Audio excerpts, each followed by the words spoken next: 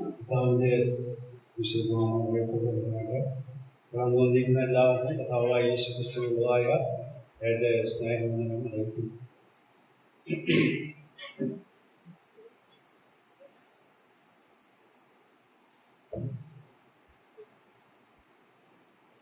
കഴിഞ്ഞ ആഴ്ച നാം സംസാരിച്ച് നിർത്തിയത് മനുഷ്യന്റെ പാപം ക്ഷമിക്കാൻ ദൈവത്തിന് ഒരു പാപപരിഹാര ബലി എന്തുകൊണ്ട് ആവശ്യമായി വന്നു എന്നുള്ളതാണ്. അതിൻ്റെതായ വിഷയങ്ങളിലേക്കാണ് നാം ഇന്ന് കടക്കുന്നത്. ഞാൻ കഴിഞ്ഞ 4 തലങ്ങളിലാണ് ആ കാര്യം ഉറപ്പിച്ചത്. ഒന്ന്, പാപത്തിൻ്റെതായ പ്രാധാന്യം ഗൗരവം എന്താണെന്ന് മനസ്സിലാക്കണം. 2, മാനുഷികമായ ഉത്തരവാദിത്വം, എല്ലാവർക്കും അതിൻ്റെതായ ഉത്തരവാദിത്തങ്ങളുണ്ട് എന്ന് മനസ്സിലാക്കണം. 3ാമതായിട്ട് ശരിയായ അല്ലെങ്കിൽ തെറ്റായ കുറ്റബോധം എന്നുള്ളത് എന്താണെന്ന് നാം മനസ്സിലാക്കണം. 3ാമതായിട്ട് അവസാനമായിട്ട് ദൈവത്തിൻ്റെ വിശുദ്ധിയും ദൈവത്തിൻ്റെ ക്രോധവും പാപത്തോട് ബന്ധപ്പെട്ട് എങ്ങനെയാണെന്ന് നാം ചിന്തിക്കണം. അത് ആദ്യത്തെ ഒരു വിഷയത്തിലേക്ക് കടക്കുന്നു. സമയത്തിൻ്റെ അനുസരിച്ച് 2ാമത്തെ വിഷയത്തിലേക്ക് നമുക്ക് കടക്കും. പാപത്തിൻ്റെ പ്രാധാന്യം അല്ലെങ്കിൽ ഭീകരത എന്ന് പറയുന്ന വിഷയമാണ് ആദ്യത്തേത്. പാപം എന്ന വാക്ക് തന്നെ ഇക്കാലത്ത് ആളുകൾക്ക് അത് കേൾക്കാൻ വലിയ താല്പര്യമുള്ള വിഷയമില്ല. കാരണം പറഞ്ഞാൽ അവര് ഈ വാക്കുകൾ പറഞ്ഞാൽ അത് വളരെ പരിഷ്കൃതമല്ലാത്ത പഴയകാല ഒരു ചിന്താഗതിയാണ്. ക്രിസ്ത്യാനികളായി നിങ്ങൾ മനുഷ്യ പാപികളാക്കി തീർക്കും ആദ്യം പറഞ്ഞ് പ്രസംഗിച്ച് സുവിശേഷം പ്രസംഗിക്കുമ്പോഴൊക്കെ, എന്നിട്ട് പാപത്തിന് രക്ഷാമാർഗം വേണമെന്ന് പഠിപ്പിക്കും. അങ്ങനെയാണ് നമ്മെക്കുറിച്ച് പലരും പറഞ്ഞു കേൾക്കുന്നത്. എന്നാൽ ദൈവത്തിൻ്റെ വചനമാണ് ഈ കാര്യങ്ങളൊക്കെ നമ്മോട് പറഞ്ഞത്. മനുഷ്യൻ പാപിയാണെന്നും പാപത്തിന് ശിക്ഷയുണ്ടെന്നും അത് ദൈവം വളരെ ഗൗരവമായി കാണുന്ന സംഭവമാണെന്നും ഒക്കെ ഉള്ളത് ദൈവവചനത്തിൽ തന്നെ കാണുന്ന വിഷയങ്ങളാണ്. പുതിയ നിയമത്തിലേക്ക് നാം വരുമ്പോൾ പ്രത്യേകിച്ച് 4-5 അർത്ഥത്തിലാണ് ഈ വാക്ക് ഉപയോഗിച്ചിട്ടുള്ളത്. അതിൻ്റെ പൊതുവായ ആശയം ഒന്ന് ഞാൻ പറഞ്ഞ് മുമ്പോട്ട് പോകാം. ഒന്നാമതായിട്ട്, ഒരു ലക്ഷ്യം നമ്മുടെ മുമ്പിൽ ഉണ്ടായിരിക്കുകയും അത് സാധിക്കാതെ വരികയും ചെയ്യുമ്പോഴാണ് പാപിയായി തീരുന്നു. ഞാൻ പാപം ചെയ്തു എന്ന് പറഞ്ഞാൽ ദൈവം നമുക്കൊരു ലക്ഷ്യം തന്നിട്ടുണ്ട്. ജീവിതത്തിൽ ഇന്ന രീതിയിലായിരിക്കണം പെരുമാറേണ്ടത് എന്ന് പറഞ്ഞിട്ട് അത് അറിഞ്ഞോ അറിയാതെയോ അത് സാധിക്കാതെ പോകുമ്പോൾ അതിനെയാണ് ദൈവത്തോട് പാപം ചെയ്തു എന്ന് നാം പറയും. ഞാൻ വിശദീകരണങ്ങളിലേക്ക് പിന്നീട് കിടക്കാം. 2ാമതായിട്ട്, അനീതിയായ കാര്യങ്ങൾ എന്ന് പറഞ്ഞാൽ ശരിയല്ലാത്ത കാര്യങ്ങൾ ചെയ്യാനായിട്ടുള്ള പ്രവണത മനുഷ്യനുണ്ട്. പാപത്തിന്റെ സ്വഭാവമുള്ള ഒരു ശരീരത്തിലാണ് നാം ഒക്കെ വസിക്കുന്നത്. രക്ഷിക്കപ്പെട്ടാലും ആ ശരീരത്തിന് മാറ്റമൊന്നും വന്നിട്ടില്ലല്ലോ. അതുകൊണ്ട് അനുദിന ജീവിതത്തിൽ നാം അതിനെ അതിജീവിച്ച് മുമ്പോട്ട് പോകുന്നു. ദൈവവചനത്താലും പരിശുദ്ധാത്മാവിന്റെ സഹായത്താലും നാം അത് അതിജീവിച്ച് മുമ്പോട്ട് പോകുന്നു എന്നല്ലാതെ പാപ സ്വഭാവമുള്ള ശരീരത്തിൽ തന്നെയാണ് നാം ഇപ്പോഴും വസിക്കുന്നത്. അതുകൊണ്ട് അനീതിയായ കാര്യങ്ങൾ ചിലപ്പോൾ ചെയ്തു പോകാനുള്ള സാധ്യതയും നമുക്ക് വിശ്വാസികളായിട്ടുള്ള രക്ഷിക്കപ്പെട്ടവർക്കും ഉണ്ട്. 3ാമതായിട്ട്, ദോഷകരമായ കാര്യം, അത് ആത്യന്തികമായിട്ട് ദോഷമുള്ളതാണ് എന്ന് അറിയാമായിരുന്നിട്ടും കൂടി മനുഷ്യൻ പലതും ചെയ്തു പോകുന്നത്. 3ാമതായിട്ട്, വ്യക്തമായ ദൈവിക കൽപ്പനകളെ അതിക്രമിച്ച് മുമ്പോട്ട് പോകുന്നു. ഇന്ന കാര്യങ്ങൾ ചെയ്യരുത് എന്ന് ദൈവം പറഞ്ഞിട്ടും അതിനെ അതിക്രമിച്ച് മുമ്പോട്ട് പോകുന്നതായ ആ രീതിയാണ് പാപം എന്ന വാക്ക്. ഒടുവിലായിട്ട് നിയമലംഘനമാണ്.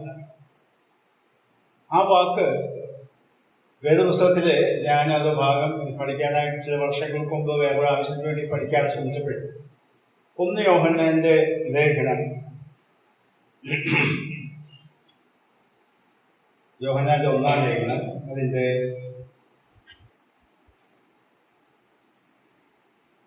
4 3-ാം അധ്യായത്തിന്റെ 4-ാം വാക്യമാണ് വായിക്കുന്നത്. 1 യോഹന്നാൻ 3:4. പാപം ചെയ്യുന്നവനെല്ലാം അധർമ്മവും ചെയ്യും. പാപം അധർമ്മം. ഇവിടെ ശ്രദ്ധിക്കുക, അധർമ്മം എന്ന വാക്കാണ് മലയാളത്തിൽ ഉപയോഗിച്ചിട്ടുള്ളത്, നമ്മുടെ മലയാളത്തിൽ. എന്നാൽ ശരിയായ ഒരു തർജ്ജിമ അങ്ങനെയല്ല. പാപം ചെയ്യുന്നവനെല്ലാം നിയമലംഘനവും ചെയ്യുന്നു. പാപം നിയമലംഘനം തന്നെ. ഇതാണ് മറ്റു തർജ്ജിമകളിലൊക്കെ ഉള്ളത്. ഇംഗ്ലീഷിലും അങ്ങനെയൊക്കെ തന്നെയാണ്. മറ്റു തർജ്ജിമകളിൽ, മലയാളം തർജ്ജിമകളിൽ അങ്ങനെ തന്നെയാണ്.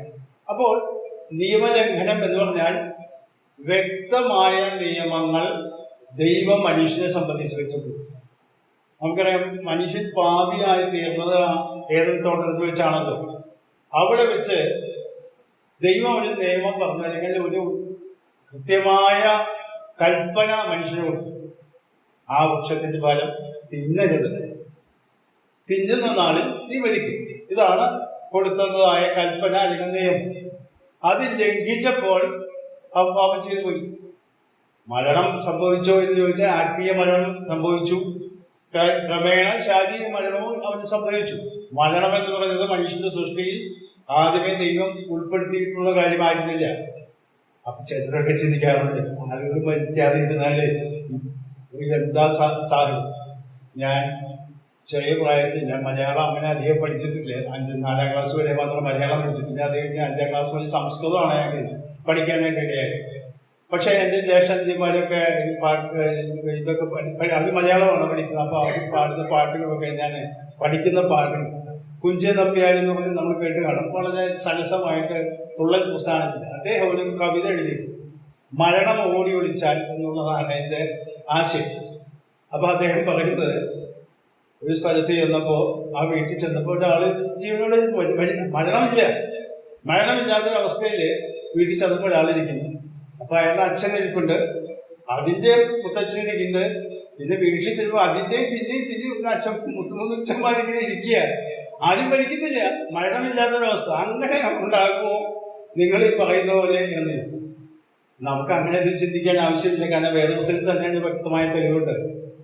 മരണം കാണാതെ ഹാനോക്ക് ദൈവത്തോടു കൂടെ നടന്നു, അവന്റെ ദൈവം എടുത്തുകൊണ്ടതിനാൽ അവനെ കാണാതായി എന്നൊക്കെയാണ്. ഏലിയാവ് മരണം കാണാതെ എടുക്കപ്പെട്ട വ്യക്തിയാണ്. അപ്പോൾ മരിച്ചതിന് ശേഷമേ ഈ ഭൂമിയിൽ നിന്ന് മാറ്റാവൂ എന്ന് ദൈവത്തിന്റെ വ്യവസ്ഥയൊന്നുമില്ല. കാരണം ദൈവം നിശ്ചയിച്ച സമയക്രമം കഴിഞ്ഞാൽ ദൈവത്തിന്റെ സന്നിധിയിലേക്ക് അവനെ മാറ്റാം. മരിച്ചാലേ പോകാവൂ എന്നൊന്നുമില്ല. മരണം എന്നുള്ളത് പിന്നീട് പാപമുഖാന്തരം പ്രവേശിച്ചതായ ഒരവസ്ഥാവിശേഷം. ഞാൻ പറയാൻ ഉദ്ദേശിച്ചത്, ആ നിയമം ലംഘിച്ചപ്പോഴാണ് മനുഷ്യൻ പാപിയായി തീർന്നത്. അപ്പോൾ ഈ ആശയങ്ങളെല്ലാം തന്നെ ആ കാര്യങ്ങൾ നമ്മൾ വിശദീകരിച്ചാൽ മനസ്സിലാക്കാനായിട്ട് കഴിയും. ഈ വാക്യം നമ്മൾ പറയുമ്പോൾ, ഈ വാക്ക് പറയുമ്പോൾ, പാപം എന്നുള്ള വാക്ക് പറയുമ്പോൾ പലപ്പോഴും വിശ്വാസികളായ നമ്മെ സംബന്ധിച്ചിടത്തോളം, ഞാനിപ്പോൾ നമുക്ക് ഇവിടെ ദൈവമക്കളാണത്, വിശ്വാസികളായ നാം എല്ലാവരും വിചാരിക്കുന്നത് നമ്മൾ അങ്ങനെ വലിയ കാര്യത്തൊന്നും ചെയ്യാത്തവരാണ് എന്നുള്ളതാണ്. അത് നാം ഒന്ന് സൂക്ഷ്മമായിട്ട് ദൈവസ്ഥിതിയെ നമ്മെ ഒന്ന് പരിശോധിച്ചാൽ നമുക്കറിയാം. വ്യക്തി ജീവിതത്തിൽ നാം നമ്മോട് തന്നെ ചെയ്യുന്ന പല പാപങ്ങളും, അതെന്താ നമുക്ക് മനസ്സിലായി കാണില്ല എന്ന് പോകും. ഞാൻ പറയാം, ഈ മന്ദിരം ദൈവത്തിന്റെ മന്ദിരമാണ്, വിശുദ്ധ മന്ദിരമാണ്, ദൈവത്തിന്റെ ആത്മാവ് വസിക്കുന്ന മന്ദിരമാണെന്ന് വേദപുസ്തകം പറയുന്നു. നമുക്ക് ആ ഭാവമൊക്കെ നന്നായിട്ട് അറിയാം. ലേഖനത്തിൽ പറയുന്നു, ദൈവത്തിന്റെ ആത്മാവ് വസിക്കുന്ന മന്ദിരം നശിപ്പിക്കുന്നവനെ ദൈവം നശിപ്പിക്കും. അത് രണ്ടർത്ഥത്തിലും 2 ഭാഗത്തായിട്ട് പറയുന്നു. ഒന്ന് ദൈവത്തിന്റെ ദൈവസഭയെയും, ഒന്ന് വ്യക്തിയുടെ ശരീരത്തിൽ. പലരും മദ്യം കഴിച്ചും അല്ലെങ്കിൽ ലഹരിക്കടിയായിട്ടും ഒക്കെ മനുഷ്യനെ നശിപ്പിക്കുന്നവരുണ്ട്. ഇനി ഇതൊന്നുമില്ലാതെ മനുഷ്യനെ നശിപ്പിക്കുന്ന കാര്യങ്ങളുണ്ട്. അമിതമായ വിദ്വേഷവും അസൂയയും കോപവും നാം മനസ്സിൽ വെച്ചുകൊണ്ട് നടക്കുമ്പോൾ പലരും മാനസികമായ രോഗികളായിട്ടിരിക്കും. അവന്റെ മനസ്സിൽ ഒരു വ്യക്തിയെ കുറിച്ചോ അല്ലെങ്കിൽ ചില വ്യക്തികളെ കുറിച്ചോ ചില സംവിധാനങ്ങളെ കുറിച്ചോ വിദ്വേഷവും കയ്പും മനസ്സിലേക്ക് നിറഞ്ഞാൽ ശാസ്ത്രജ്ഞന്മാർ ഇപ്പോൾ പറയുന്നത് അതിനനുസരിച്ച് ശാരീരികമായ വ്യത്യാസങ്ങൾ അവന്റെ ശരീരഘടനയിലുണ്ടാകും. അതിനനുസരിച്ച് അവന്റെ ശരീരത്തിൽ രോഗങ്ങൾ പലതും വരും. അപ്പോൾ നാം നമ്മോട് തന്നെ പാപം ചെയ്യും. രണ്ടാമത്തെ മേഖല നമ്മുടെ കുടുംബ ജീവിതത്തിലാണ്. നമുക്കറിയാം, പുതിയ നിയമത്തിൽ വളരെ വ്യക്തതയോടുകൂടി ഭാര്യയും ഭർത്താവും എങ്ങനെ ജീവിക്കണം, പെരുമാറണം എന്ന് കൽപ്പനയുണ്ട്. ചിലപ്പോഴൊക്കെ നമ്മളിപ്പോ കുടുംബജീവൻ നയിക്കുന്നവരാണല്ലോ. നമുക്കറിയാം, ചില സമയങ്ങളിലൊക്കെ നിയന്ത്രണം വിട്ട് നമ്മൾ അന്യോന്യം സംസാരിക്കും, പെരുമാറും. ഭാര്യമാരുടെ കൈപ്പായിരിക്കരുത് എന്ന് പറയുന്ന വാക്കുകൾ കൊണ്ട് അതൊന്നും ആരും ശ്രദ്ധിക്കാറില്ല. അതുപോലെ ക്രിസ്തു സഭയെ സ്നേഹിച്ചതുപോലെ സ്നേഹിക്കണം, കർത്താവിനെ കീഴടങ്ങി ജീവിക്കണം, ബഹുമാനിക്കണം എന്നൊക്കെയുള്ള പല പല കൽപ്പനകളുണ്ട്. ഈ കൽപ്പനകളൊക്കെ നാം ലംഘിക്കുമ്പോൾ കുടുംബജീവിതത്തിൽ നാം പാപം ചെയ്യുകയാണ്. നാം പലപ്പോഴും അത് മനസ്സിലാകുന്നില്ല, അല്ലെങ്കിൽ ശ്രദ്ധിക്കുന്നില്ല എന്നുള്ളതാണ്. ചിലപ്പോഴൊക്കെ ചിലർ വിചാരിക്കുന്നത് അതൊക്കെ എൻ്റെ അവകാശമാണ്. ഏത് ഞാനാണ് കുടുംബനാഥൻ, അപ്പൊ വേണ്ടി വന്നാൽ ഞാനൊന്ന് കൈപ്രയോഗം ചെയ്യുന്ന വിശ്വാസികളുണ്ട്. ഞാൻ കേട്ടിട്ടുണ്ട്. മലയാളികളായിട്ടുള്ള ആളുകൾ അധികം അങ്ങനെ ചെയ്യാറില്ല എന്നാണ് ഞാൻ മനസ്സിലാക്കുന്നത്. ഞാൻ തമിഴ്നാട്ടിലുള്ളതായ ഒരു സുവിശേഷൻ, ഞങ്ങളവിടെ ഉണ്ടായിരുന്ന പ്രായമായ സുവിശേഷൻ, ആളത്തെ മരിച്ച CV സാഹചര്യം കേട്ടുകൊണ്ട് അദ്ദേഹം പറഞ്ഞത് തമിഴ്നാട്ടിലെ ഉപദേശിമാരായ സുവിശേഷന്മാരായ ഭാര്യമാരെ, കാരണം അത് അവിടുത്തെ സംസ്കാരത്തിന്റെ ഭാഗമാണെന്നാണ്. അപ്പൊ ഞാൻ അതിശയിച്ചു. അദ്ദേഹത്തോട് എനിക്ക് തമാശക്ക് ചോദിച്ചു. ഞങ്ങൾ വളരെ പ്രായമുള്ള ആളാണ്, എന്റെ പിതാവിന്റെ ഒക്കെ പ്രായത്തിന് അടുത്ത പ്രായമുള്ളതാണ്. അപ്പൊ അദ്ദേഹം പറഞ്ഞു, അത് ആ നാട്ടിലെ രീതിയാണ്. ദേഷ്യം വന്നാൽ ഭാര്യ ഇടിക്കും. വേദപുസ്തകത്തിൽ അതിന് പ്രമാണമൊന്നുമില്ല. അവിടെ അദ്ദേഹം പറഞ്ഞത് സുവിശേഷകനായമാരായ പോലും ചിലപ്പോഴൊക്കെ അങ്ങനെ ചെയ്യും എന്നാണ്. അത് അവരെ സംസ്കാരത്തിൽ ഇഴുകി ചേർന്നിട്ടുള്ളതാണ്. വേദപുസ്തകത്തില് അതിനൊരു പ്രമാണമില്ല. അപ്പോൾ നാം മനസ്സിലാക്കണം, അങ്ങനെ പെരുമാറുന്ന കുടുംബജീവിതത്തിൽ ഭാര്യ ഭർത്താവ്. ഇനി മക്കളോട് ബന്ധപ്പെട്ട് ചിന്തിക്കുക. മക്കളോട് എങ്ങനെ നാം പെരുമാറണം, മക്കൾ എങ്ങനെ മാതാപിതാക്കളോട് കുടുംബ സംബന്ധമായി കാര്യം എങ്ങനെ ചെയ്യണം. ചിലരൊക്കെ അലസന്മാരായിട്ട് ഉത്തരവാദിത്തങ്ങൾ നോക്കാത്തതായ കുടുംബനാഥന്മാരും അവരെയൊക്കെ തട്ടിമുട്ടി എങ്ങനെയൊക്കെ കഴിഞ്ഞു പോകും. അങ്ങനെയല്ലാതെ കുടുംബത്തിന് വേണ്ടി അധ്വാനിക്കണമെന്നോ തൊഴിൽ ചെയ്യണമെന്നോ വേദപുസ്തക പ്രമാണമുണ്ടെന്ന് നമുക്ക് അറിഞ്ഞുകൂടാ. തെസ്സലോനിക്ക ലേഖനം വായിച്ചു നോക്കുക. കൈകൊണ്ട് അധ്വാനിക്കുന്ന അഭിമാനം തോന്നണമെന്നാണ് അവിടെ എഴുതിയിട്ടുള്ളത്. തിമോഥെയോസ് ലേഖനത്തിൽ പറഞ്ഞാൽ സ്വന്തം കുടുംബത്തിന് കരുതാത്തവൻ അവിശ്വാസിയേക്കാൾ അധമൻ. ഇതൊക്കെ ദൈവത്തിന്റെ കൽപ്പനകളാണ്. ഞാനതൊന്ന് എടുത്ത് വായിക്കാത്ത നിങ്ങൾക്ക് പരിചയം ഉണ്ടാകുമെന്ന് പ്രതീക്ഷിച്ചോളാം. ഞാൻ പറയാൻ ഉദ്ദേശിച്ചത്, പല മേഖലകളിലും നാം പാപം ചെയ്തിട്ടുണ്ട്. ഇനി സമൂഹത്തിൽ, തൊഴിൽ മേഖലകൾ, സർക്കാരിന്റെ സംവിധാനങ്ങളോട് ബന്ധപ്പെട്ട് നാം റോമലേഖനം 13-ാം അധ്യായം ഒന്ന് പഠിച്ചാല് അത് മനസ്സിലാക്കാൻ കഴിയും. ബഹുമാനിക്കേണ്ടവരെ ബഹുമാനിക്കണം, നികുതി കൊടുക്കേണ്ടവർക്ക് നികുതി കൊടുക്കണം. അങ്ങനെയൊക്കെ ചെയ്യുവാൻ ആവശ്യമുണ്ട്. കാരണം നമുക്കറിയാം, നമ്മൾ യാത്രയൊക്കെ ചെയ്യുന്നവരാണ്, വാഹനങ്ങൾ ഓടുന്നവരാണ്. പലപ്പോഴും നമ്മൾ നിയമമൊക്കെ തെറ്റിച്ചാണ് പലപ്പോഴും പോകുന്നത്. ഇതൊക്കെ നിയമലംഘനങ്ങൾ തന്നെയാണ്. അതൊക്കെ പാപമാണെന്നാണ് വേദപുസ്തകം. ഇനി അവസാനത്തെ മേഖല ഞാൻ പറയാം, സഭാതലത്തിലേക്ക് വരും. പല സഭകളിലും പ്രശ്നങ്ങളുള്ളത്, സഭ വലുതാണെങ്കിൽ പ്രശ്നങ്ങൾ വലുതാണെന്ന് മാത്രമല്ല, ചെറുതാണെങ്കിൽ ചെറുതായിരിക്കും. അല്ലാതെ ചെറുതും വലുതും ആയതുകൊണ്ട് പ്രശ്നങ്ങളൊന്നും ഇല്ലാതിരിക്കും.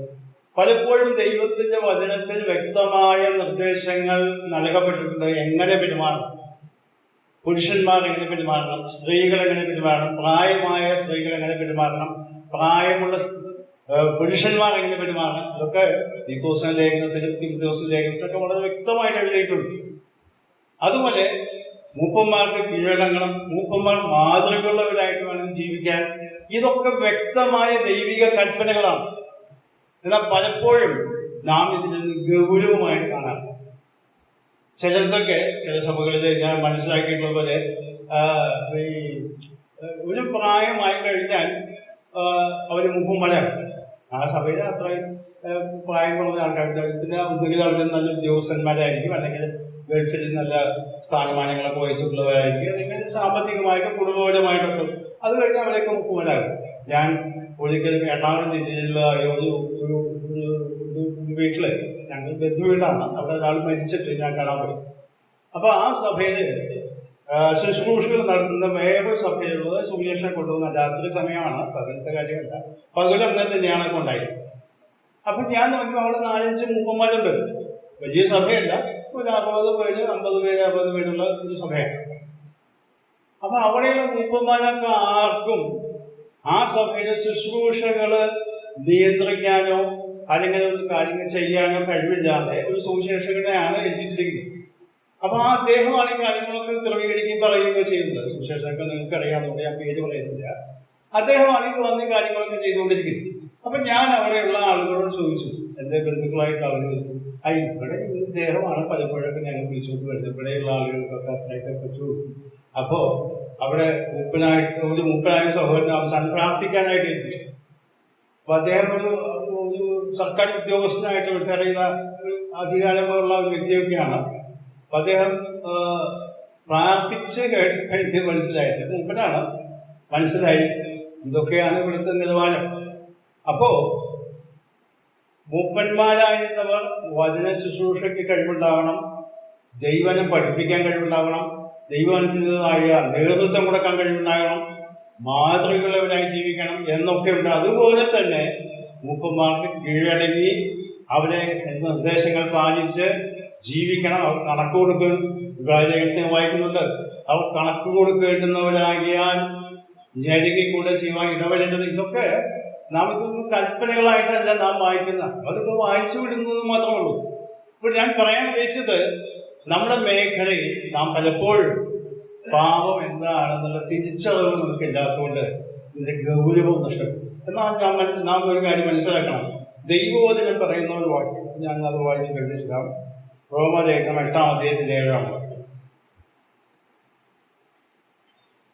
അത് പാപം എന്ന വാക്കല്ല അവിടെ ഉപയോഗിച്ചിട്ടുള്ളത്, എങ്കിൽ കൂടെ ഞാൻ പറയാം.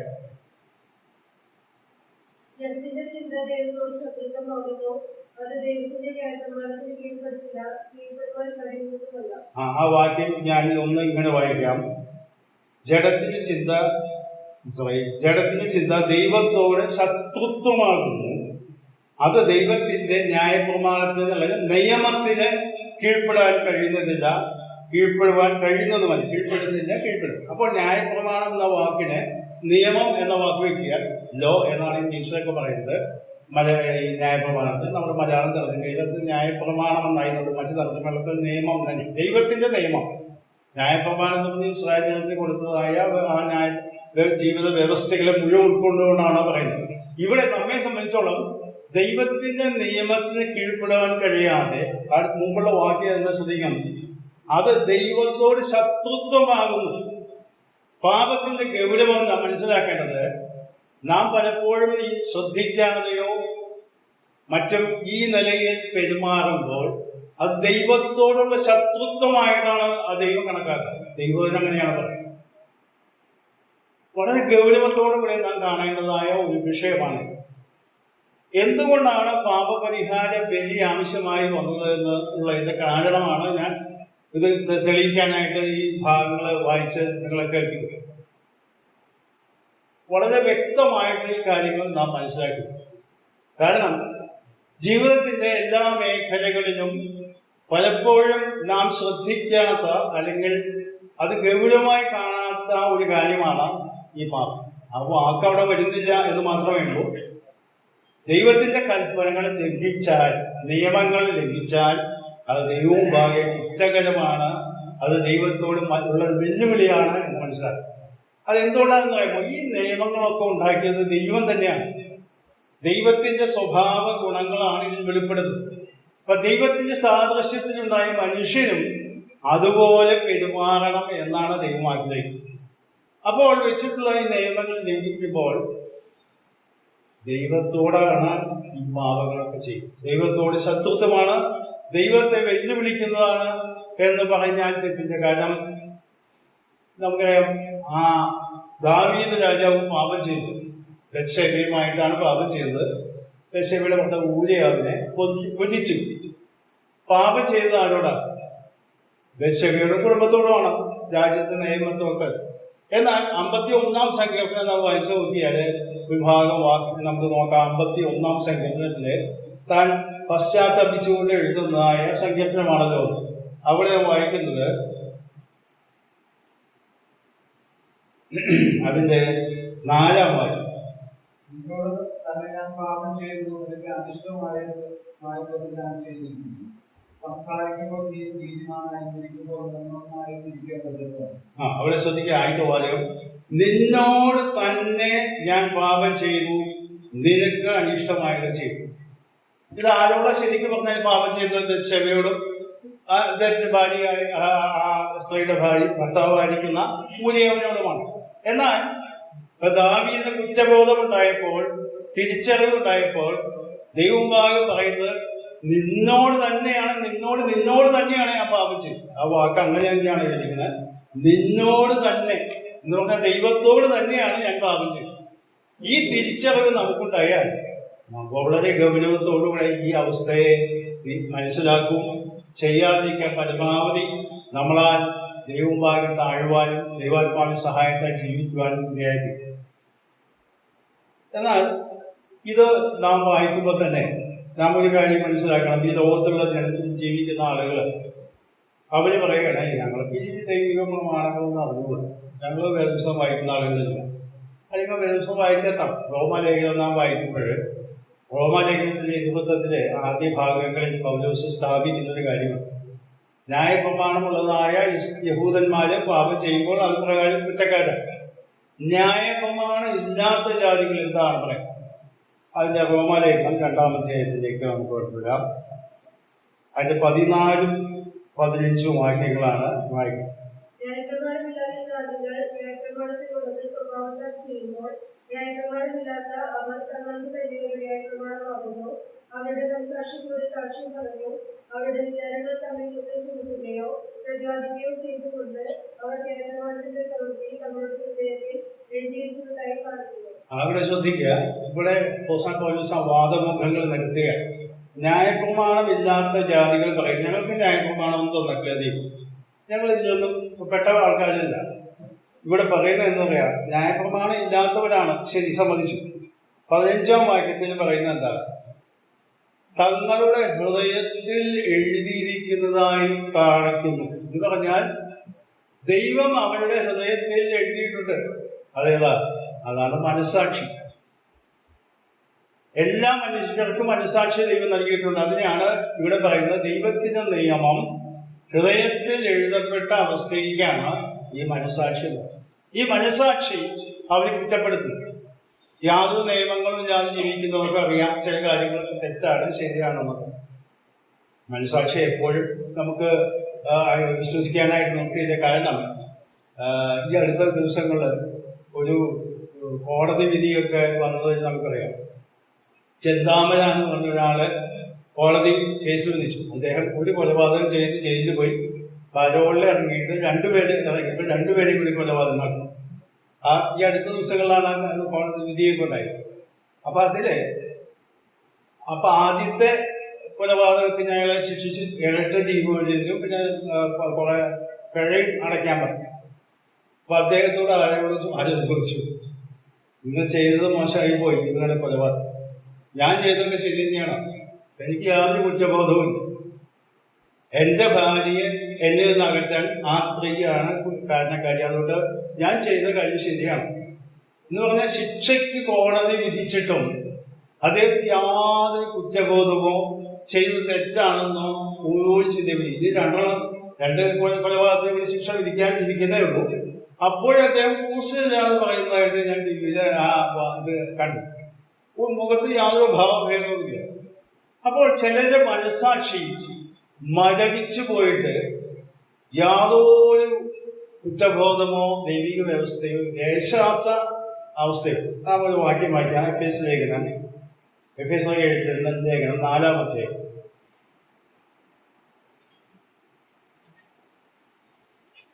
ഇവിടെ 17 മുതൽ 19 വരെയുള്ള വാക്യങ്ങളാണ് ഞാൻ വായിക്കുന്നത്. എഫേസ്യർ 4-ന്റെ 17 മുതൽ 19 വരെയുള്ള വാക്യം.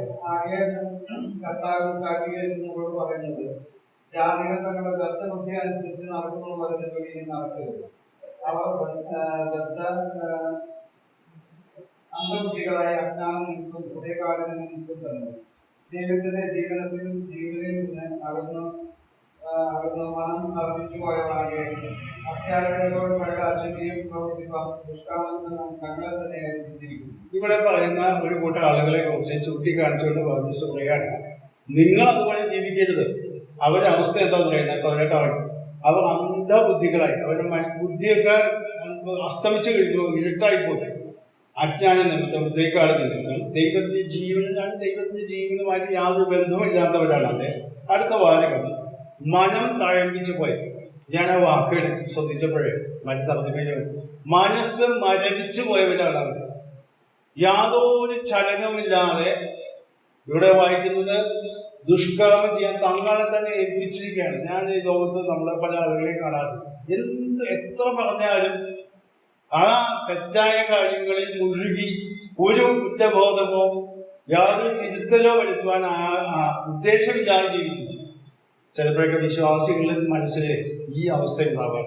അതുകൊണ്ടാണ് പൗലോസ് എഴുതുന്നത്. എഫേസ്യർക്ക് ഈ ലേഖനം എഴുതുമ്പോൾ പൗലോസ് പറഞ്ഞു, നിങ്ങൾ അങ്ങനെ ആകരുത് എന്ന് പറയാൻ കാരണം അതിനുള്ള സാധ്യത അവിടെ മുമ്പിൽ കണ്ടുകൊണ്ടാണ് ഈ പറയുന്നത്. എന്ന് പറഞ്ഞാൽ മനസ്സ് തഴപ്പിച്ച്, മനസ്സ് മരവിച്ച് തങ്ങൾ ചെയ്യുന്നത് തെറ്റാണെന്ന് ബോധ്യം പോലെ അവർക്കില്ല. ദൈവത്തിന്റെ ആത്മാവ് ദൈവവചനത്തിൽ വായിക്കുന്നത് കൂടിയോ അല്ലെങ്കിൽ പുസ്തകങ്ങളിൽ കൂടെയോ മറ്റുള്ളവരോടും കൂടെയോ ഒക്കെ പറഞ്ഞു കൊടുത്താലും അത് മനസ്സിലാക്കാനോ തിരുത്താനോ ഒരു മനസ്സുമില്ലാത്ത അവസ്ഥ. ഇത് വളരെ ഗൗരവമായിട്ട് നാം കാണാൻ. അങ്ങനത്തെ ഒരു അവസ്ഥ വന്നാൽ അവരെ പിന്നെ മാനസാന്തരത്തിലേക്ക് പുതുക്കാൻ കഴിവില്ലാത്തവരാണ് എന്നാണ് ലേഖനത്തിൽ വായിക്കുന്നത്. എന്ന് പറഞ്ഞാൽ തിരിച്ചു അവർ യഥാർത്ഥ വഴിയിലേക്ക് കടന്നു വരുമോ എന്ന് സംശയിക്കാം. ഇവിടെ നാം കാണുന്നത് അവര് മരവിച്ചു പോയി, യാതൊരു ചലനവുമില്ല. ഞാൻ ഈ പറഞ്ഞത് ചന്താമൻ എന്ന് പറഞ്ഞ ആളുടെ അവസ്ഥയിലാണ്. എത്ര തെറ്റ് ചെയ്താലും ഞാൻ ചെയ്തതൊന്നും തെറ്റല്ല, മനസ്സ് മരവിച്ചു പോയി. ലേഖനത്തിലെ മനസാക്ഷി ചൂട് പിടിച്ചു എന്നാണ്. ചൂട് പിടിച്ച് കത്തിക്കരിഞ്ഞു പോയി എന്നാണ് എൻ്റെ അർത്ഥം. യാതൊരു ചലനവുമില്ലാത്ത അവസ്ഥയിലേക്ക് കടന്നു. എന്നാൽ നാം ഒരു കാര്യം മനസ്സിലാക്കണം, വേദപുസ്തകം അത് പറയുന്നത് വ്യക്തിപരമായി നമ്മൾ ഈ കാര്യങ്ങളൊക്കെ ചെയ്യുമ്പോൾ ഇതിന്റെ അടിസ്ഥാനപരമായിട്ട് 2 കാര്യങ്ങളാണ് നമ്മൾ മനസ്സിലാക്കുക. ഒന്ന്, നമ്മുടെ സ്വാർത്ഥതയാണ് ഇതിന്റെ അടിസ്ഥാനം. എനിക്ക് ശരിയാണെന്ന് തോന്നുന്നു ഞാൻ ചെയ്യും. ചിലരൊക്കെ പറയുന്നത് കേട്ടു, എനിക്ക് ശരിയാണെന്ന് തോന്നുന്നു ഞാൻ ചെയ്യും എന്ന് പറയുന്നവരായിട്ടുണ്ട്. അതിനെ എനിക്ക് ശരിയാണെന്ന് തോന്നുന്നു ചെയ്യാനല്ല ദൈവം നമ്മെ ഭൂമിയിലാക്കിയിട്ടില്ല. ദൈവത്തിന്റെ വ്യവസ്ഥയ്ക്കനുസരിച്ച് ജീവിക്കാനാണ്. കാരണം നമ്മള് വിലക്ക് വാങ്ങിയിട്ടുള്ളവരാണ് നാം, നിങ്ങൾ താന്താങ്ങൾക്കുള്ളവരല്ല എന്ന് വ്യക്തമായി ദൈവവചനം നമ്മുടെ മുമ്പിൽ പറയുമ്പോഴ് നാം ഒരു കാര്യം മനസ്സിലാക്കണം, നാം ഒരു യജമാനന്റെ കീഴിൽ ജീവിക്കുന്ന ദാസന്മാർ മാത്രമാണ്. നമുക്ക് ലഭിച്ചിട്ടുള്ള നിസ്സാരമായ ആയുസാണ് നമുക്കുള്ളത്. നാം 39-ാം സങ്കീർത്തനം വായിക്കുമ്പോൾ അവിടെ ഒരു വാക്കുണ്ട്, ഏത് മനുഷ്യനും ഉറച്ചു നിന്നാൽ ഒരു ശ്വാസമാണ്. ഞാനതിന്റെ ഒരു ഇംഗ്ലീഷ് വായിച്ചു നോക്കിയപ്പോൾ ഇങ്ങനെയാണ് എഴുതിയിട്ടുള്ളത്, best state is just vapour. എന്നാ പറഞ്ഞാൽ അവൻ നല്ല ആരോഗ്യത്തോടെ നല്ല സ്ട്രോങ് ആയിട്ട് നിൽക്കുന്നത് പറഞ്ഞാലും ഒരു കാറ്റ് മാത്രമാണെന്നാണ് പറഞ്ഞത്. എന്ന് പറഞ്ഞാൽ ആ ശ്വസിക്കുന്ന വായു കൂടെ തിരിച്ചു കയറിയില്ലെങ്കിൽ എത്ര ആരോഗ്യമുണ്ടെന്ന് പറഞ്ഞാലും കാര്യമൊന്നുമില്ല. അപ്പോൾ സങ്കീർത്തനക്കാരൻ പറയാണ്, ഇത്രയും ദുർബലനായ ഈ മനുഷ്യൻ നാളെ നാം എഴുന്നേൽക്കുമെന്നോ നാം ജീവനോടുണ്ടാകുമെന്നോ നമുക്ക് യാതൊരു ഉറപ്പുമില്ല. രക്ഷിക്കപ്പെട്ടവരെ സംബന്ധിച്ചിടത്തോളം നമുക്ക് യാതൊരു ആശങ്കയ്ക്ക് അവകാശമില്ല. കാരണം നാം ദൈവസന്നിധിയിലേക്ക് മാറ്റപ്പെടുകയാണല്ലോ. എന്നാൽ മനസ്സിലാക്കണം, ഇത്രയും ദുർബലനായ പരിമിതികളുള്ള മനുഷ്യൻ അവന്റെ സ്വാർത്ഥതയ്ക്ക് വേണ്ടി അവൻ കാര്യങ്ങൾ ചെയ്യുക മാത്രമല്ല, സ്വാർത്ഥതയ്ക്ക് ചെയ്യുന്നു മാത്രമല്ല, ദൈവത്തെ വെല്ലുവിളിക്കുന്നതാണ്. ദൈവത്തോടുള്ള മത്സര മനോഭാവമാണ്. അതെങ്ങനെ മനസ്സിലാക്കാം? പഴയ നിയമ ചരിത്രം നാം പഠിച്ചാല്, ഇസ്രായേലിന്റെ ചരിത്രം, മരുഭൂമിയിൽ കൂടെ കടന്നു വന്ന ചരിത്രമൊക്കെ നമ്മൾ വായിച്ചു നോക്കിയാൽ, സങ്കീർത്തനങ്ങളിലും മറ്റ് ഭാഗങ്ങളിലും ഒക്കെ നോക്കിയാൽ അത് കാണാനായിട്ട് സാധിക്കും. പല സ്ഥലങ്ങളിലും അവിടെ പറ്റി പറയുന്ന ഒരു വാക്കുണ്ട്. എന്താ പറയുക? നിങ്ങൾ മത്സരഗ്രഹമല്ലോ. ആ വാക്ക് നിങ്ങൾ ശ്രദ്ധിച്ച് നോക്കിയാൽ അറിയാം. അധികം സങ്കീർത്തനങ്ങൾ കാണാം, മറ്റ് പ്രവചന പുസ്തകങ്ങളിലൊക്കെ കാണാം. ഇസ്രായേൽ ജനത്തെ കുറിച്ച് പറയാം. എബ്രായ ലേഖനം 3-ാം അധ്യായത്തിലേക്ക് വരുമ്പോൾ ആ കാര്യം അവലോകനം ചെയ്തുകൊണ്ട് അവിടെ ലേഖനകാരൻ പറയുന്നൊരു വാക്കുകൾ, വാചകം 2-3 വാക്കുകൾ. എബ്രായ ലേഖനം 3-ാം അധ്യായത്തിലെ 15 മുതൽ താഴോട്ടുള്ള വാക്യങ്ങൾ നമുക്ക് വായിക്കാം. ഇന്ന് നിങ്ങൾ അവന്റെ ശബ്ദം കേൾക്കുന്നില്ലെങ്കിൽ മത്സരത്തിൽ എന്ന പോലെ നിങ്ങളുടെ ഹൃദയങ്ങളെ കഠിനമാക്കരുത് എന്ന് പറയുന്നതിൽ ആരാകുന്നു കേൾക്കുന്നതനുസരിച്ചവർ ഇസ്രായേലിൽ നിന്ന് മോശം മുഖാന്തരം പുറപ്പെട്ടു വന്നവർ എല്ലാവരുമല്ലോ. 40 ആണ്ട് അളവ് പ്രവർത്തിച്ചു പാപം ചെയ്യുന്നവരോടല്ലയോ? അവരുടെ ശവങ്ങൾ മരുഭൂമിയിൽ വീണുപോയി. എന്റെ സ്വസ്ഥതയിൽ പ്രവേശിക്കുകയിൽ എന്നാടേണ്ടത് അനുസരണപ്പെട്ടവരോടല്ലാതെ പിന്നെ ആരോടാകുന്നു? ഇങ്ങനെ അവിശ്വാസം നിമിത്തം അവർക്ക് പ്രവേശിക്കാൻ കഴിഞ്ഞില്ല എന്ന് നാം കാണുന്നു. ഇസ്രായേൽ ജനത്തിന്റെ ചരിത്രം എന്തുകൊണ്ട് അവരെ സ്വസ്ഥതയിൽ പ്രവേശിച്ചില്ല എന്ന് വിശദീകരിക്കുന്ന ഭാഗമാണ്. അവിടെ ഇടയ്ക്ക് നോക്കിക്കോ, 17-ാം വാക്യത്തിന്റെ 2-ാം ഭാഗം പാപം ചെയ്തവരോടാണ്. ആ പാപം എന്താണെന്നതിന് 3 പ്രത്യേക വാക്കുകൾ ഞാൻ അവിടെ ചൂണ്ടിക്കാണിക്കാൻ ആഗ്രഹിക്കുന്നു. ഒന്ന്, 15-ാം വാക്യത്തിന്റെ അവസാന ഭാഗം മത്സരിച്ചവരാണ്. രണ്ടാമത് അവിടെ വായിക്കുന്നത് 18-ാം വാക്യത്തിന്റെ അവസാന ഭാഗം അനുസരണം കെട്ടവരാണ്. മൂന്നാമത് 19-ാം വാക്യത്തിൽ കാണുന്നു അവിശ്വാസം. അപ്പോൾ ദൈവത്തിലുള്ള അവിശ്വാസം അത് എന്തുണ്ടായി? അനുസരണക്കേടിലേക്ക് വന്നു. അനുസരണക്കേട് മത്സര മനോഭാവത്തേക്ക്. ഇതാണ് എബ്രായ ലേഖനകാരൻ ഇസ്രായേൽ ജനത്തിൻ്റെതായ ആ പാപം ചെയ്തു എന്ന വാക്കിനെ കൊടുക്കുന്ന വിശദീകരണം. ഇത് നമ്മുടെ ജീവിതത്തോട് നാം ഒന്ന് താരതമ്യം ചെയ്ത് നോക്കാം. പലപ്പോഴും ദൈവത്തിന്റെ കൽപ്പനകളെ നാം പൂർണ്ണമായി വിശ്വസിക്കാൻ പറ്റാതെ നമ്മുടേതായ ബുദ്ധിയിലും നമ്മുടേതായ ചിന്തകളിലും നാം പല കാര്യങ്ങൾ ആസൂത്രണം ചെയ്യുകയും അത് പാലിക്കുകയും ചെയ്യുകയൊക്കെ ചെയ്തിട്ട് അത് ചെയ്ത് ശരിയാണെന്ന് സ്ഥാപിക്കാനായിട്ട് നാം വ്യഗ്രത കൊടുക്കുന്നുണ്ട്. പ്രിയമുള്ളവരെ, നാം ഒരു കാര്യം മനസ്സിലാക്കണം. ഇത് ചെയ്യുമ്പോൾ ദൈവത്തോടാണ് നാം മത്സരിക്കുന്നത്, അല്ലെങ്കിൽ ദൈവത്തോടാണ് നാം പാപം ചെയ്യുന്നത്. അത് മത്സര മനോഭാവം. ദൈവത്തെ എനിക്ക് ആവശ്യമില്ല, നിങ്ങൾ ദൈവം പറഞ്ഞത് ഞാൻ കേൾക്കണ്ട എന്നുള്ളതാണ്. നമുക്കറിയാം, ആദാം പാപം ചെയ്യുന്ന സമയത്ത് എന്താ ഉണ്ടായത്? ദൈവം വ്യക്തമായ കൽപ്പന കൊടുത്തിരുന്നു, ഇത് ആ വൃക്ഷത്തിന്റെ ഫലം തിന്നരുത്. അതിനൊരു വ്യാഖ്യാനം ആവശ്യമില്ല, വളരെ വ്യക്തമായ നേരിട്ടുള്ള കൽപ്പനയാണ്. തിന്നരുത്, തിന്നരുത്, ഇത്രയേ ഉള്ളൂ.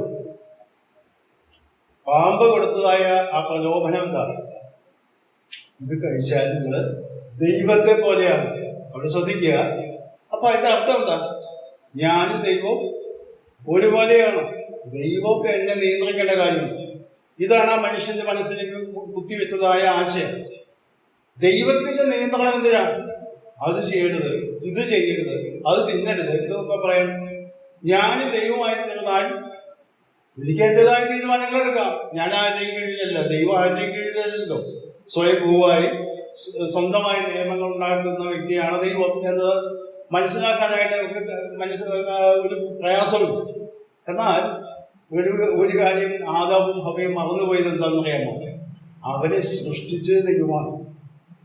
അവരെ മൂക്കിൽ ജീവശ്വാസം ഊതി ജീവനുള്ള ദൈവയാക്കി തീർത്തത് ദൈവമാണ്. അവർക്ക് വേണ്ടി ഏദൻ തോട്ടം ഒരുക്കിയത് ദൈവമാണ്. അവർക്ക് വേണ്ടി സമ്പൽ സമൃദ്ധമായ അന്തരീക്ഷം ഒക്കെ ഉണ്ടാക്കിയ ദൈവമാണ്. അപ്പോൾ അവരിപ്പോ ഇന്ന് ആയിരിക്കുന്ന എല്ലാ കാര്യങ്ങളും അവരുടെ സ്വന്തം കഴിവിനാൽ നേടിയെടുത്തതല്ല, ദൈവം അവർക്ക് ദാനമായി നൽകിയത്. എന്നിട്ട് ദൈവത്തിന്റെ കൽപ്പന അനുസരിക്കുമ്പോൾ ദൈവത്തിന്റെ കീഴിൽ അവരനുസരിച്ച് ജീവിക്കാൻ ബാധ്യസ്ഥരാണ് നിങ്ങൾ എന്നുള്ള സൂചനയാണ് നൽകുന്നത്. എന്നാൽ സാത്താൻ പറഞ്ഞു കൊടുത്തു, പിശാച് പറഞ്ഞു കൊടുത്തു, നിങ്ങൾ ദൈവത്തെ പോലെയാവും. അത് ദൈവത്തെ അറിയാം, അതുകൊണ്ടാണ് നിങ്ങളത് കഴിച്ചു. അപ്പോൾ ഇവരുടെ മനസ്സിൽ സ്വതന്ത്രരായി ജീവിക്കണം, ആരെയും നിയന്ത്രണത്തിൽ ജീവിക്കാൻ ആഗ്രഹിക്കുന്നില്ല. ഇന്ന് ക്രിസ്തീയ മണ്ഡലത്തിൽ വിശ്വാസ സമൂഹത്തിലൊക്കെ വരുന്നതാണ്. ഞങ്ങൾക്ക് സ്വാതന്ത്ര്യം, ഞങ്ങൾക്കും ബുദ്ധിബോധമൊക്കെ ഉണ്ട്, ഞങ്ങൾക്കും തീരുമാനങ്ങൾ എടുക്കാൻ കഴിവുണ്ട്, ഞങ്ങളാരും നിയന്ത്രിക്കാൻ പറ്റും. ഇന്ന് സമൂഹത്തിലും അങ്ങനെ തന്നെയാണ് കാണുന്നത്. ചില നാളുകൾക്കും ഞാൻ ടി വിയിൽ ഒരു ഡിബേറ്റ് ചർച്ച കേട്ടുകൊണ്ടിരിക്കുകയാണ്. അപ്പോ അതില് പ്രധാന വിഷയം ഇതാണ്, സ്വാതന്ത്ര്യം എന്നുള്ളത്. അപ്പൊ അതിൽ സംസാരിക്കാൻ വന്ന ഒരു സ്ത്രീയും ഒരു പുരുഷനും അവരുടെ വേഷവിധാനവും അവരുടെ കൂടിയും ഇതൊക്കെ കണ്ടാൽ തന്നെ അറിയാം അവരാരെയും കൂസുന്ന ആൾക്കാരല്ല. അപ്പൊ അവരുടെ ചില കാര്യങ്ങൾ ഇത് ആങ്കർ അല്ലെങ്കിൽ ആ നിയന്ത്രിക്കുന്ന ആള് ചോദിക്കുന്ന അപ്പോൾ പറയുന്നു ഇന്ന കാര്യങ്ങൾ ചെയ്തെന്ന് പറഞ്ഞാൽ ആരെ പറയുന്നത്? ഞങ്ങളും മനുഷ്യരാണ്, ഞങ്ങൾക്ക് സ്വാതന്ത്ര്യമുണ്ട്, ഞങ്ങളെ ഇഷ്ടം പോലെ ഞങ്ങൾ ജീവിക്കും. പുരുഷനും സ്ത്രീയും പറയുന്നതാണ്. അപ്പൊ വേറെ ആളത് പറയുന്ന അതിന് ന്യായങ്ങൾ എതിരായിട്ട് പറയുന്നത് അത് നമുക്ക് അംഗീകരിക്കാൻ നിർത്തിയില്ല. കാരണം അവർ വളരെ ചെറുപ്പക്കാരാണ് ഈ സംസാരിക്കുന്നത്, ഒരു 10, 30, 35 വയസ്സ് താഴെ പ്രായമുള്ളത്. അവര് പറയുന്ന എന്തിന് വിവാഹം കഴിക്കണം, എനിക്കിഷ്ടപ്പെട്ട ആളുടെ കൂടെ ഞാൻ ജീവിക്കും, എന്തിന് രാജ്യത്ത് നിലവിലെ ഇങ്ങനെയുള്ള നിയമങ്ങളൊക്കെ ഉണ്ടാക്കുന്നു, അതിന്റെ ആവശ്യമില്ല, ഞങ്ങൾക്ക് സ്വതന്ത്രരായി ജീവിക്കും. ഒരു പക്ഷേ അവരെ പോലെ പറഞ്ഞില്ലെങ്കിലും ഈ ദൈവത്തിന്റെ കൽപ്പനകളെ ലംഘിക്കുമ്പോൾ നമ്മൾ പറയുന്നത് എന്താ പറയാ, ഈ ദൈവത്തിന് ഈ ഇത്ര നിബന്ധനകൾ, അത് ചെയ്യരുത്, ഇത് ചെയ്യരുത്, ഇങ്ങനെ ജീവിക്കണം, ഇതൊക്കെ എന്തിനാണ്? ഞാൻ സ്വതന്ത്രമായി ജീവിക്കണം. ഈ മനോഭാവമാണ് പാപത്തിന്റെ പ്രകടമായ തെളിവ്. ഇസ്രായേൽ ജനത്തിന് പറ്റിയ അബദ്ധം അത് തന്നെയാണ്.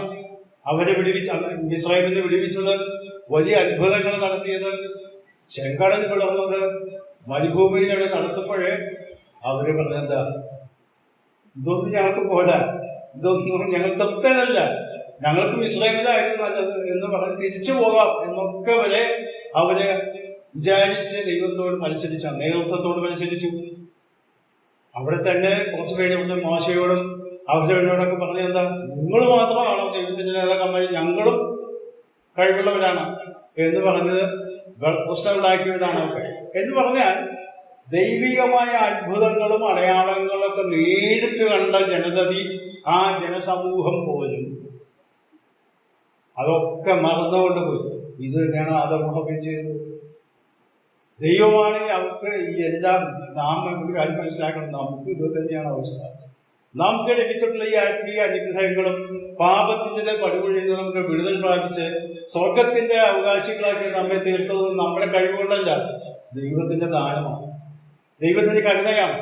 മനുഷ്യരോടുള്ള ദൈവത്തിന്റെ ദയ വിധിച്ചപ്പോൾ ദൈവം തന്റെ പുത്രനെ അയച്ച് നമ്മുടെ പാപങ്ങൾക്ക് പരിഹാരം വരുത്തിയ വിശ്വാസത്താൽ സ്വീകരിച്ച് ദൈവമക്കളായി തീർന്നപ്പോൾ നാം സ്വർഗത്തേക്ക് പോകുന്നതാണെന്ന് പറഞ്ഞപ്പോഴും നമ്മൾ അതൊക്കെ മറന്ന് പലപ്പോഴും ഞാൻ എന്റെ കാര്യങ്ങൾ എന്റെ സ്വന്തമായി ചെയ്യും.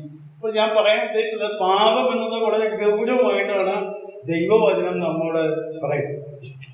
അതായത് ദൈവത്തെ കൂടാതെയുള്ളതായ ഒരു ജീവിതമാണ് ഈ പാപത്തിൻ്റെതായ ആത്യന്തികമായ സ്വഭാവം. രണ്ടാമത്തെ കാര്യത്തിലേക്ക് ഞാൻ കടക്കട്ടെ.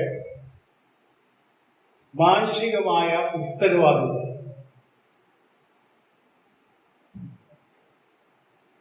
മനുഷ്യന് ഈ ചെയ്യുന്ന കാര്യങ്ങൾക്കൊക്കെ ധാർമ്മികമായ ഒരു ഉത്തരവാദിത്വം.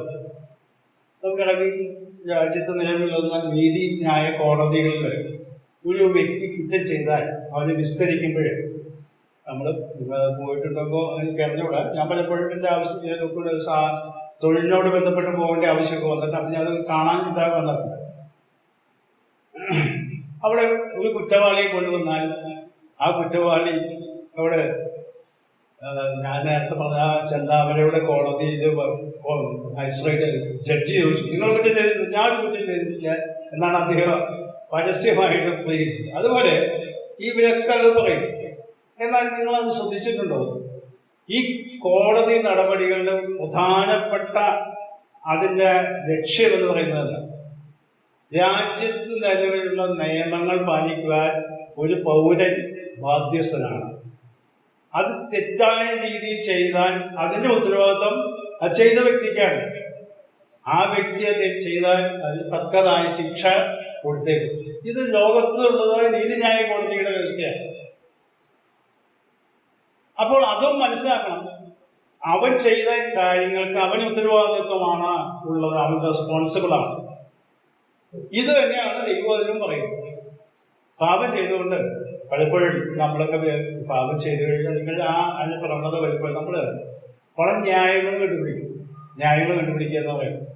എൻ്റെ സാഹചര്യം എങ്ങനെയൊക്കെ ആയിക്കോട്ടെ, എൻ്റെ ശരീരത്തിൻ്റെ പ്രശ്നം കൊണ്ടൊക്കെ ചെയ്തത് ഞാൻ ഒരു മുൻകോപിയാണ്, അത് അങ്ങനെ രക്തത്തിലുള്ളതാണ്, അല്ലെങ്കിൽ ഞാൻ അങ്ങനെ പെട്ടതാകുന്നതാണ്, അല്ലെങ്കിൽ എൻ്റെ മാതാപിതാക്കളാണ് കുറ്റക്കാര്, എൻ്റെ സമൂഹത്തിലുള്ളവരാണ് കുറ്റക്കാര്, അല്ലെങ്കിൽ സഭയിലുള്ളവരാണ് കുറ്റക്കാര്. എപ്പോഴും മറ്റുള്ളവരെയാണ് പഴിച്ചത്. അവനവന്റെ ഉത്തരവാദിത്വം ഏറ്റെടുക്കാനായിട്ട് അവസ്ഥയാണ്. ഞാൻ ഈ അടുത്ത ദിവസങ്ങളിൽ ഞങ്ങളുടെ സഭയിൽ നടന്ന യുവതി വിവാഹം കുട്ടികളുടെ ഒരു പരിപാടികളാണ്. അപ്പോൾ അവിടെ ഒരു ക്ലാസ് എടുക്കാൻ വേണ്ടി ഞാൻ ദാനിയേൽ എന്ന വ്യക്തിയെ കുറിച്ച് പഠിക്കാനായിട്ട് ശ്രമിച്ചു. ദാനിയേലിനെ കുറിച്ച് നമ്മൾ അറിയുന്നതാണ്. ഞാൻ പഠിക്കാൻ ശ്രമിച്ചപ്പോൾ എൻ്റെ ശ്രദ്ധയിലേക്ക് കടന്നു വന്ന ഒരു കാര്യമുണ്ട്. ദാനിയേല് തന്റെ കൂട്ടുകാർ ബാബേലിൽ പ്രവാസികളായി അടിമകളായി പിടിക്കപ്പെട്ടു ഇതാണ് നമുക്കറിയാം. 16 വയസ്സ് പ്രായമുള്ള നല്ല സുമുഖരായ കോമളന്മാരായ ബുദ്ധിമാന്മാരായ രാജകുടുംബത്തിൽപ്പെട്ടവരാണ് ഇവരൊക്കെ. അവിടെ ചെന്നപ്പോൾ ദാനിയേൽ മറ്റു കൂട്ടുകാർ ഞാൻ എന്നെ തന്നെ അശുദ്ധമാക്കുകയില്ല എന്ന് ഹൃദയത്തിൽ നിശ്ചയിച്ചു. വ്യക്തി തീരുമാനിക്കുകയാണ് ഞാൻ തെറ്റ് ചെയ്യാനായിട്ട് ഉദ്ദേശിക്കുന്നത്. എന്നാൽ ഞാൻ ആ ഭാഗം പഠിച്ചപ്പോൾ എനിക്ക് മനസ്സിലായത് ഈ ദാനിയേലിന് വേണമെങ്കിൽ ന്യായങ്ങളൊക്കെ പറയാം. എന്താ ന്യായങ്ങൾ? ഈ അവസ്ഥയ്ക്ക് വരാനുള്ള എന്താ കാരണം? ദാനിയേലും കൂട്ടുകാരും ഒക്കെ അവിടെ അടിമകളായി വരാനുള്ള കാരണം എന്താ? അവരെ മാതാപിതാക്കൾ ചെയ്ത പാപമാണ്. മാതാപിതാക്കൾ പാപം ചെയ്തപ്പോൾ ദൈവം ശിക്ഷിച്ചതാണ് അവരെയൊക്കെ പ്രവാസികളായി പോകണമെന്നത്. വിലാപങ്ങളുടെ പുസ്തകത്തിലേക്ക് ഞാൻ അത് വാക്യമുണ്ട്. വിലാപങ്ങളുടെ പുസ്തകം രമ്യ പ്രവാചകൻ എഴുതുന്ന പുസ്തകമാണല്ലോ വിലാപങ്ങളുടെ പുസ്തകം, 5-ാം അധ്യായം. അവിടെ വിലാപങ്ങളുടെ പുസ്തകത്തിൽ രമ്യാവ് ആ ആളുകളുടെ മനോഭാവം വെളിപ്പെടുത്തുന്ന വാക്യമാണ്. അതിന്റെ 7-ാം വാക്യം. വിലാപങ്ങളുടെ പുസ്തകം 5-ാം അധ്യായത്തിന്റെ 7-ാം വാക്യം. ഞങ്ങളുടെ പിതാക്കന്മാർ പാപം ചെയ്ത് ഇല്ലാതെയായിരിക്കുന്നു, അവരുടെ അകൃത്യങ്ങൾ ഞങ്ങൾ ചുമക്കുന്നു. അപ്പോൾ അവിടെയുള്ള ദൈവജനത്തിന്റെ മാനസികമായ അവസ്ഥയാണ് അവിടെ വിലാപങ്ങളുടെ പുസ്തകത്തിൽ എഴുതി വെച്ചത്. എന്താണ്? ഞങ്ങളുടെ പിതാക്കന്മാര് പാപം ചെയ്തു, അതിന്റെ കുറ്റം കൊണ്ട് ഞങ്ങളിപ്പോ എന്തായി? പ്രവാസികളായി അടിമകളായി ഈ ബാബേലിൽ വന്ന് കഷ്ടപ്പെടുകയാണ്. അപ്പോൾ ദാനിയേലിനും കൂട്ടർക്കും വേണമെങ്കിൽ പറയാം ഞങ്ങളുടെ അപ്പനും അമ്മയുടെയും അല്ലെങ്കിൽ വീട്ടുകാരും പിതാക്കന്മാരുടേതായ ആ ശ്രദ്ധയില്ലായ്മ കൊണ്ടോ അല്ലെങ്കിൽ ദൈവത്തോട് മത്സരിച്ചുകൊണ്ടോ ആണ് ഞങ്ങൾ ഈ ദുരിതം അനുഭവിക്കുന്നത്. ഇവിടെ അതാണ് ഈ വിലാപങ്ങളെ പുസ്തകത്തിൽ എഴുതി വെച്ചിട്ടുള്ളത്.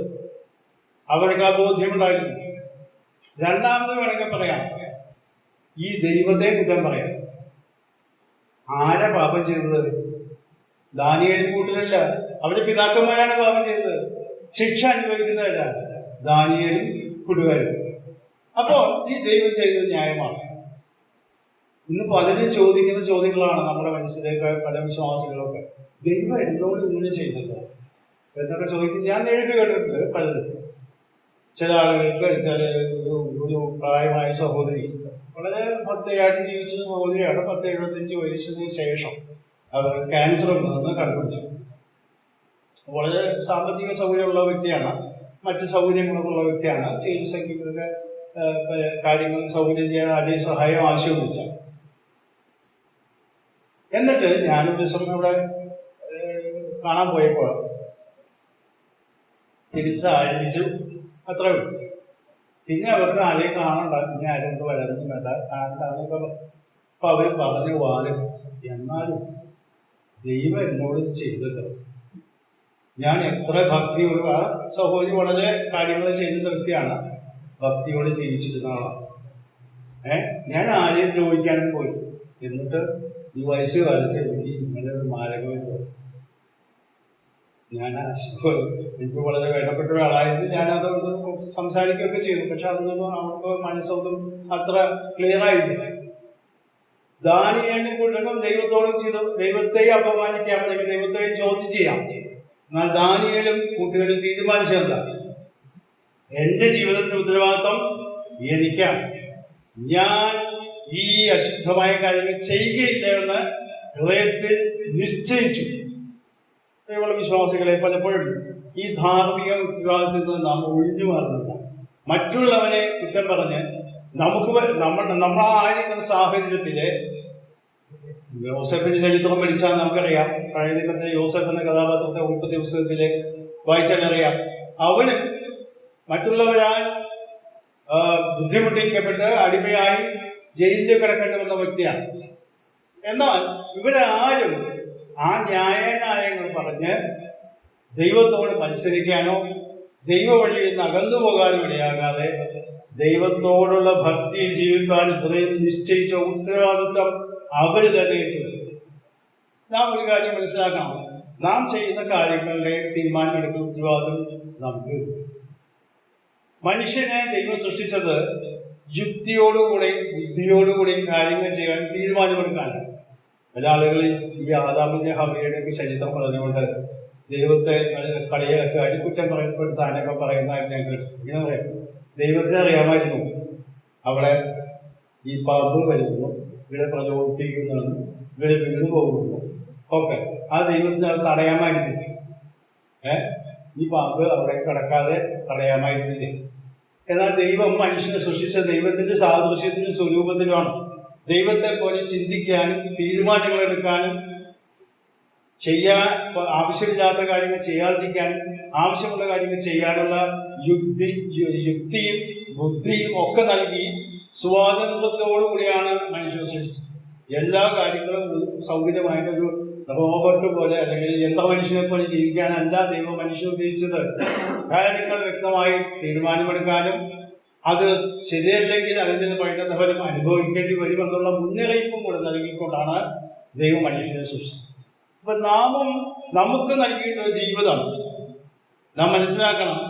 ഈ ജീവിതം ദൈവം കണക്കുകൂടേണ്ടതാണ്. വളരെ ഗൗരവത്തോടുകൂടി നാം നമ്മുടേതായ സ്വാതന്ത്ര്യം വിനിയോഗിക്കുവാൻ ആവശ്യമുണ്ട് എന്ന് നമുക്കറിയാം. എന്നാൽ പലപ്പോഴും നമുക്ക് മനസ്സില്ല എന്നുള്ളത്. ഒരു വാക്യം ഞാൻ വായിച്ച് കേൾപ്പിച്ചുതരാം. മത്തായി എഴുതിയ സുവിശേഷം 23-ാം അധ്യായം. അവിടെ യെരൂശലേമിലേക്ക് യാത്രയാകുന്നതായ കർത്താവ് പറയുന്ന വാചകം അതിന്റെ 23-ന്റെ 37 മുതൽ 38-ാം വാക്യം വായിക്കും. പ്രവാചകന്മാരെ കൊല്ലുകയും നിന്റെ അടുത്ത കാഴ്ചയിരിക്കുന്നവരെ കല്ലെറിയുകയും ചെയ്യുന്നവരെ കോഴി തന്റെ കുഞ്ഞുങ്ങളെ ചെറുതി തീരി ചേർത്തുപോലെ നിന്റെ മക്കളെ ചേർത്തുകൊള്ളുവാൻ എനിക്ക് വന്ന മനസ്സായിരുന്നു. നിങ്ങൾക്കോ മനസ്സായില്ല.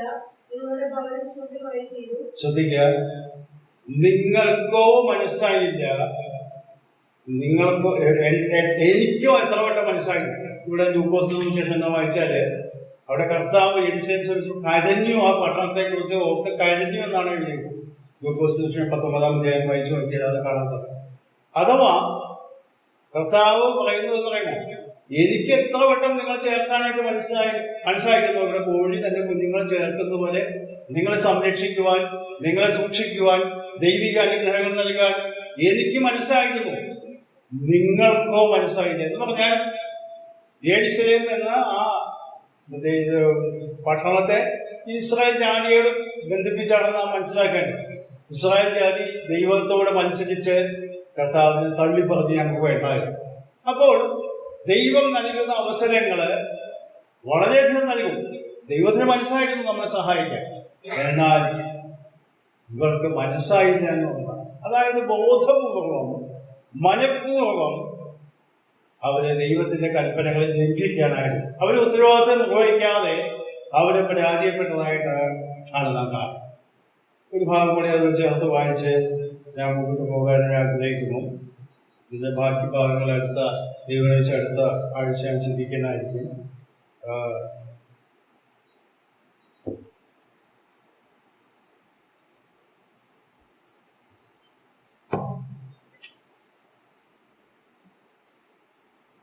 ഈ അവസ്ഥയൊക്കെ നമുക്ക് ഉണ്ടെങ്കിലും നമുക്ക് നമ്മുടെ ജീവിതങ്ങളെ ക്രമീകരിക്കാനായിട്ടുള്ള സാഹചര്യം നമുക്കറിയാം. റോമാലേഖനം 12-ാം അധ്യായത്തിൽ 2-ാം വാക്യം വായിക്കുക, അല്ലെങ്കിൽ റോമാലേഖനം 12-ാം അധ്യായത്തിൽ 2-ാം വാക്യം. ഈ ലോകത്തിന് അനുരൂപരാകാതെ നന്മയും പ്രസാദവും പൂർണ്ണതയുമുള്ള ദൈവഹിതം ഇന്നതെന്ന് തിരിച്ചറിയേണ്ടതിന് മനസ്സ് പുതുക്കി രൂപാന്തരപ്പെടും. അതെ, അവിടെ ദൈവാത്മാവ് പറയുന്ന വാക്ക് ശ്രദ്ധിച്ചോ. ദൈവത്തിന്റെ ഹിതമനുസരിച്ച് ജീവിക്കാനായിട്ട് മനസ്സ് പുതുക്കി രൂപാന്തരപ്പെടാം എന്നുള്ളത് സാഹചര്യം മനുഷ്യൻ നൽകിയിരിക്കുന്നു. നിങ്ങൾക്കോ മനസ്സായില്ല എന്ന് യെരൂശലേമിനെ കുറിച്ച് വിലപിക്കുന്ന കർത്താവ് ഇവിടെ പറയുന്നതാണ്. ദൈവാത്മാവ് വെളിപ്പെടുത്തതാണ്. നിങ്ങൾക്ക് മനസ്സുണ്ടെങ്കിൽ മനസ്സ് പുതുക്കി രൂപാന്തരപ്പെടാം. ദൈവത്തിന്റെ കൽപ്പനകനുസരിക്കാം. അത് നമുക്ക് ചെയ്യാൻ കഴിയും. പക്ഷേ നാം മനഃപൂർവ്വം നമ്മുടെ സ്വാർത്ഥതയിൽ, നമ്മുടേതായ മത്സരമനുഭവത്തില് ചിലപ്പോഴൊക്കെ നാം അത് അറിയാതെയും, അതായത് ഇത് വലിയ ഗൗരവമുള്ള കാര്യമാണെന്ന് ഓർക്കാതെയും നാം അതിനെ ഒരു നിസ്സംഗരായിട്ട് പോകുന്നതായ ഒരവസ്ഥ വളരെ ഗൗരവത്തോടെ കാണണം. നമ്മുടെ ഉത്തരവാദിത്വം പാപത്തോട് ബന്ധപ്പെട്ട് തിരുത്തലുകൾ ആവശ്യമാണ് എന്ന് മനസ്സിലാക്കുക. ഒന്നാമത് ഞാൻ പറയാൻ ഉദ്ദേശിച്ചത്, പാപം വളരെ പ്രാധാന്യമുള്ള ഗൗരവമുള്ള വിഷയമാണ്. അത് നാം ഉത്തരവാദികളാണ്. വ്യക്തിപരമായിട്ട് നമ്മുടെ ഉത്തരവാദിത്വം തിരിച്ചറിഞ്ഞ് ദൈവഭാഗ്യം താഴുക, തിരുത്തുക എന്നുള്ളതാണ്. ഇത്രയും ഗൗരവമായ വിഷയമായിട്ട് പലപ്പോഴും അത് നിസ്സംഗനായിട്ട് അതിനാൽ സാമട്ടിലിട്ടുകൊണ്ട് മുമ്പോട്ട് പോകുന്നത് കാണാം. എന്നാൽ അങ്ങനെ പോകാൻ ആവശ്യമില്ലാതെ വേണം. ദൈവത്തിന്റെ ആത്മാവ് നമ്മോട് പറയുന്നു, മനസ്സ് പുതുക്കുക, രൂപാന്തരപ്പെടുക, ദൈവഹിതം നിർവഹിക്കാനായിട്ട് നമ്മളെ വിധേയപ്പെടുത്തുക. അതിനായിട്ട് ചിലകൾ നമ്മെ സഹായിക്കട്ടെ. ദൈവം വെച്ചാൽ ഈ വിഷയത്തിന്റെ ബാക്കി ഭാഗങ്ങൾ അടുത്ത ആഴ്ച ദൈവം